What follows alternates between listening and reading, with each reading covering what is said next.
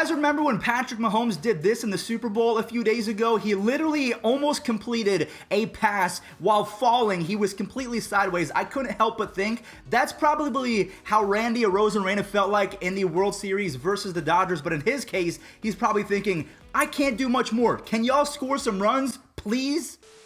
What's going on, everyone? It's Fuzzy. Welcome back to yet another MLB recap. Thank you so much for stopping by. If you're brand new to the channel, we try to do this every single day where we talk about the juiciest baseball news because we know that ESPN is not going to do it. We know that even sometimes MLB Network, they just rerun things. This is where you can stay up to date 100% of the time. We have a lot to talk about, including a brand new agreement in place between Major League Baseball and the Players Association. So baseball is officially back. We'll talk about the new rules in just a second, because what is Robert Manfred doing? He has great days and then he has weeks of just he doesn't understand what's happening. So we'll talk about that in just a few moments. We also have a few players, a few free agents, I should say, going back to former teams or going to new teams. And then last but not least, Major League Baseball is changing the baseball yet again. So a few years ago it was changed, and then the juiced baseball era was in full effect, where a record amount of home runs were hit because the baseball was changed in some capacity,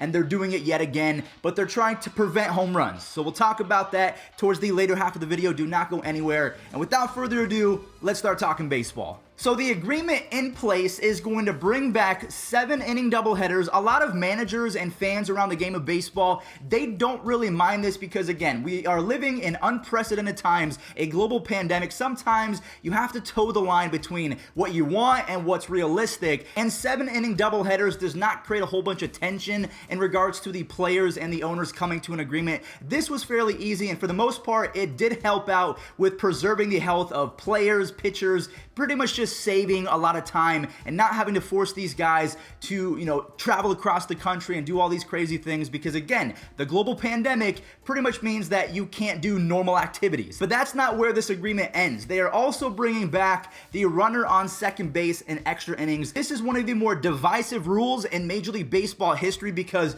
it's pretty much 50-50. You're on one side or the other. There is no in between. On one side, people are saying this creates more excitement and it's fair.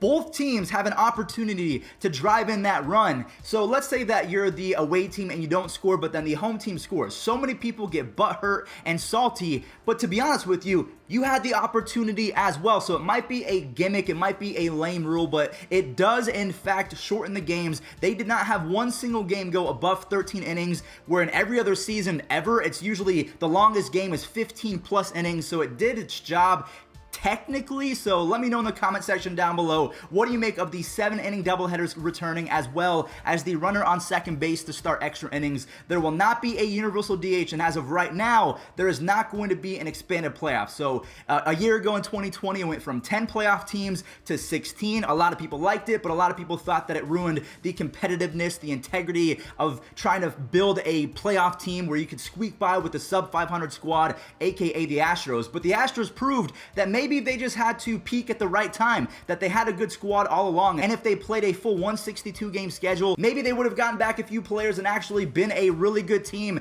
not someone that squeaked by because of the expanded playoffs. So again, these are the rules.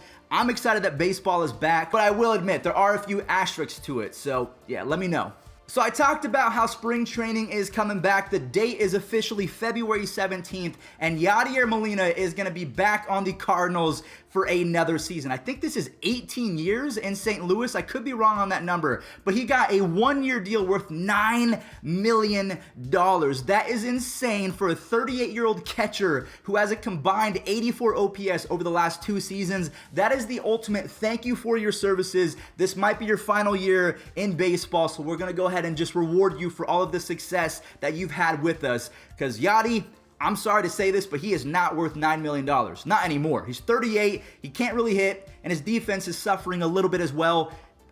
$9 million is a lot. That's a gift from God. Now, one more player I want to talk about is Jonathan Villar, because he's going to the New York Mets for just $3.5 million. A lot of people, especially Blue Jays fans, and I guess that you have the right to say this because he could not hit water if he fell out of a boat when he joined the Blue Jays after being traded from the Marlins. He was horrible in 2020. Do not get me wrong. But what do the Mets need more than anything? They need depth in the infield, and that's exactly what Jonathan Villar does, and he can also play the outfield as well, so he's versatile, he can run, and 3 times over the course of his career, he's had an OPS plus over 100. 100 means your average, so he's been above average offensively 3 separate times, and once upon a time, I believe he stole 62 bags. He was caught stealing 18, so realistically, Villar is one of the best average players that I've ever seen in my entire life. He doesn't really do anything special aside from run, but even then, he's not very efficient, so he's going to provide some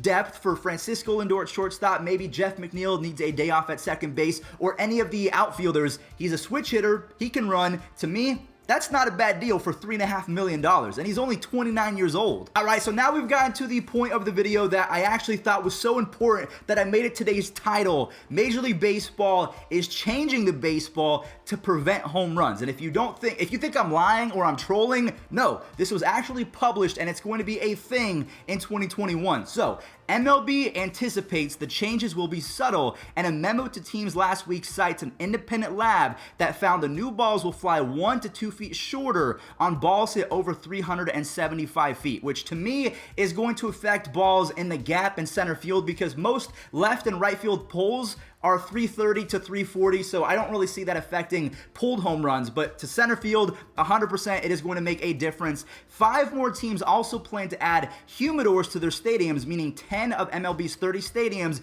are expected to be equipped with humidity-controlled storage spaces. So if you did not know, baseballs have pockets of air within them. A humidor, or humidor, whatever it's called, actually fills in those gaps a little bit, and it deadens the baseball. That's what they do in Coors Field. That's what they do in Las Vegas at the AAA stadium. So they store the baseballs in a humidor, and it allows them to not travel as far, because we know that Coors Field and Las Vegas, the elevation is very low, so it's almost a cheat code. The balls are going to fly. There was a record 6,776 home runs hit in the 2019 regular season. There was a 6.6 home run rate in 2019, and it dropped a little bit to 6.5 in 2020, but still, almost 7% of the balls put in play were home runs.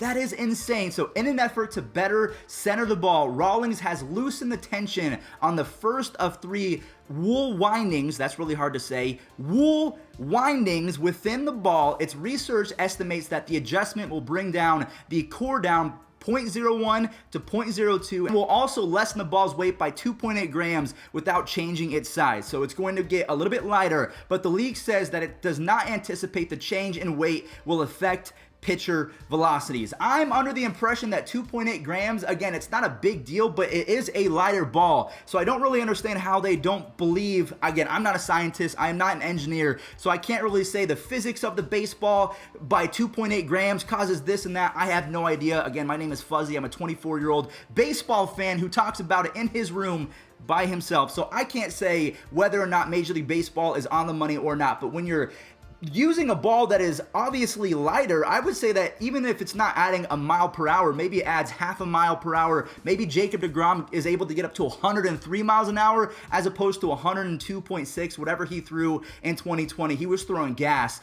So that pretty much does it for today's video. We have a lot of changes coming to Major League Baseball. 7-inning doubleheaders are back. Runners on second base and extra innings, they're back. And also the baseball is being changed. It's going to be a little bit lighter, and they're going to pretty much wind the baseball differently. It's going to be a little bit looser on the first 3 winds, which means that it's going to be about the same size, but the drag on the baseball is going to be a little bit more, so it's going to be prevented from traveling that extra 1 to 2 feet, which in some cases, like let's say you're a D. Gordon or you're a light hitting player like Rajah Davis back in the day, 1 to 2 feet could mean tying the ball game against Aroldis Chapman, and it doesn't go over the fence. So thank you all so much for watching. I appreciate you guys. Stay safe out there, and peace out. Did he tie the game or did he give us the lead? I don't remember. I tried to block out 2016 entirely.